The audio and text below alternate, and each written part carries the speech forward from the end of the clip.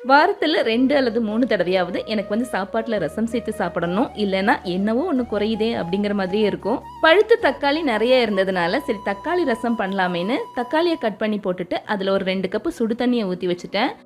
கூடவே ஒரு சின்ன நெல்லிக்காய் சைஸ் புளியும் ஊற வச்சுட்டேன்.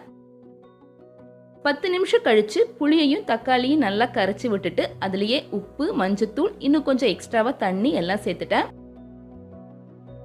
அடுத்து ரசப்பொடி பண்ண லேசாக வறுத்த மல்லி, மிளகு, சீரகம், வெந்தயம், காஞ்ச மிளகாய் எல்லாத்தையும் சேர்த்து ஓரளவுக்கு பவுடர் பண்ணிட்டு இதோடைய பச்சை மிளகு, பூண்டு, கருவேப்பிலை எல்லாத்தையும் இடித்து எடுத்துக்கிட்டேன். அடுத்து ரசம் தாளிக்க கடுகு, கருவேப்பிலை, காஞ்ச மிளகாய் சேர்த்து தாளிச்சிட்டு இதுலேயே தக்காளி கரைசலை சேர்த்துட்டேன். ரசம் கொதிக்க ஆரம்பிக்கிறதுக்கு முன்னாடி ரசம் பவுடர், பெருங்காயத்தூள், மல்லி இலையெல்லாம் சேர்த்து கலந்துட்டு 2 நிமிஷம் கழித்து ரசம் நல்லா நுர கட்டி கொதி வரும்போது ஸ்டவ் ஆஃப் பண்ணால் அருமையான தக்காளி ரசம் ரெடி.